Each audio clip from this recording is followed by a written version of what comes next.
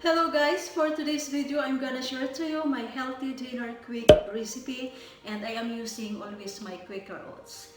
And I'm sure you will like it because this is perfect doon sa mga nagdidieta and you are eating here low carbs and healthy carbs.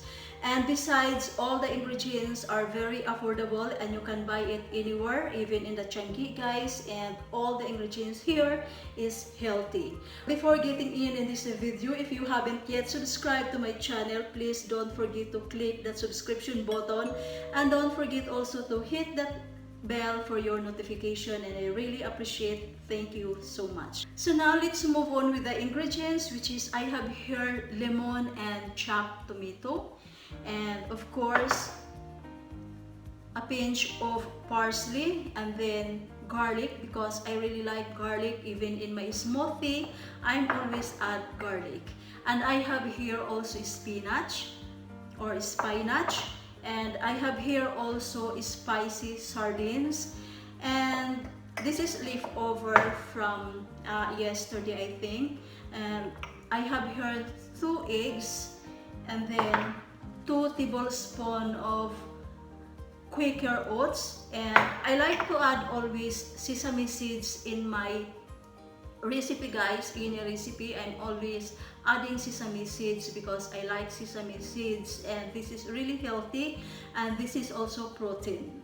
And of course I have here my TOBASCO because I like to add spicy, a little bit spicy always in my recipe. And of course I have here this sesame oil, and of course I have this black pepper for a taste, and of course I have also this salt also for a taste, and you have to grab a jar.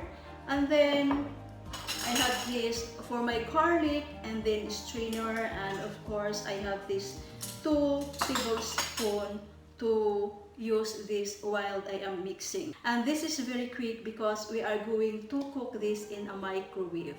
Okay, so using this empty jar, and I'm going to add my 2 eggs, and then just mix it like this. And then I'm gonna add here my garlic, only 1 garlic. Okay, so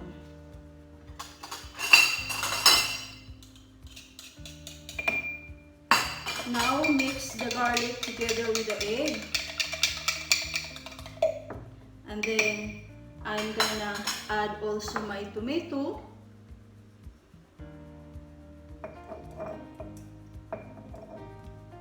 like this, and of course my parsley. This is really very healthy recipe guys. I'm sure you will like it. And of course I'm adding here also my spinach, and we are going to mix it first before we are going to add more ingredients. Okay, so now I'm going to add my sardines. 2 sardines, 2 pieces of sardines is perfect in this recipe. So just a little bit mash the sardines, pero hindi talaga siya durog na durog. Ayaw ko yung durog na durog siya. And you can add here 4 sardines, whatever you like, but I tell you 2 sardines is perfect already in this recipe guys, so you don't have to add more. And then it's time for me to add my Quaker oats. Then I'm gonna add also my sesame seeds, which is I like to add 2 tablespoons of these sesame seeds. Okay, and then a drop of this sesame oil. I think I'm adding 7 drops here guys. And I'm gonna add my black pepper like this, not much. And then of course salt to taste, and Last is my TOBASCO, which is I like a little bit spicy. I'm gonna add like this. Okay, so and then now we are going to mix it first like this.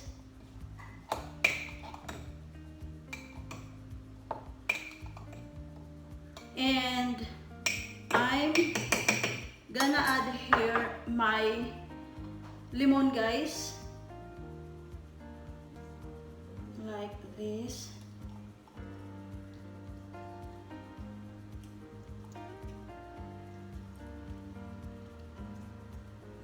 Okay.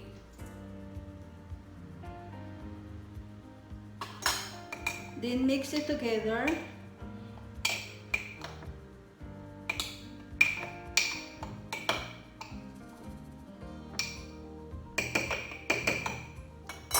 Then I forgot my milk, so I'm going to get my milk, then add here with.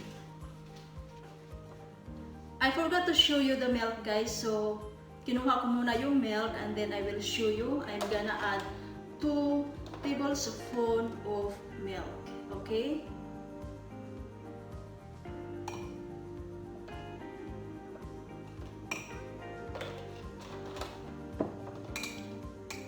So mix it together until it is completely incorporate all the ingredients.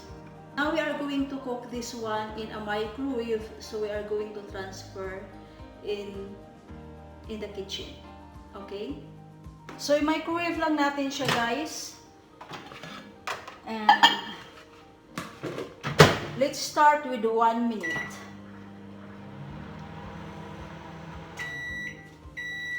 So, ang gagawin natin, i-mix lang natin siya para pantay yung kanyang pagkaluto. Like this. And ibalik ulit natin siya sa microwave. Then, another 1 minute.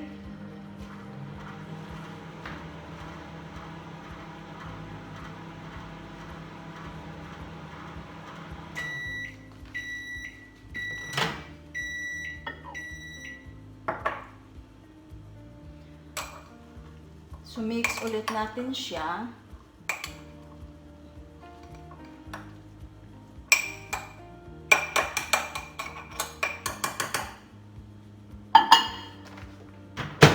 And another 1 minute.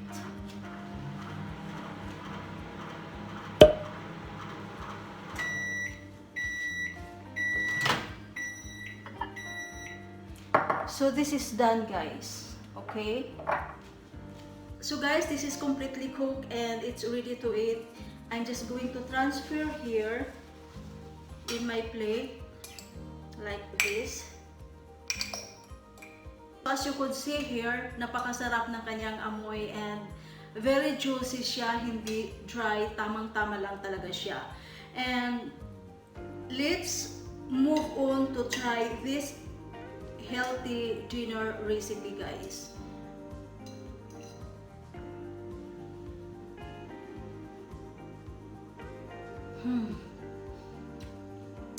Napakasarap niya and napaka-healthy talaga.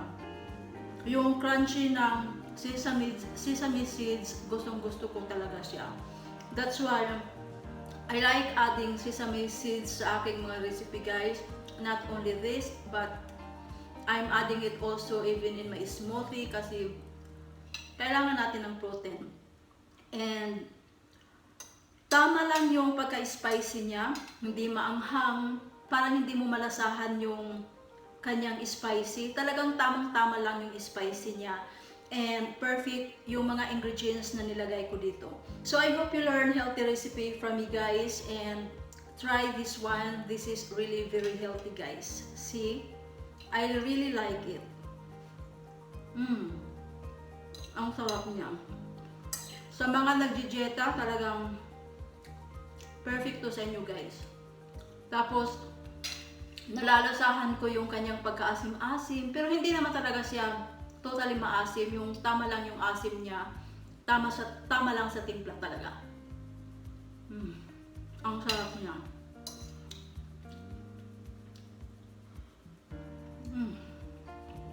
Grabe. Napaka-healthy.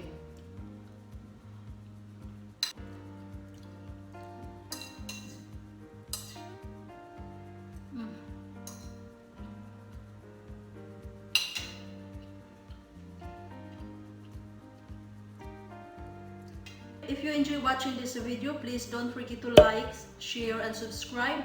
And don't forget to hit that bell for your notification every time I will upload a new video, guys, every Monday. Thank you so much for watching. I really appreciate. See you in my next one. Bye-bye. God bless.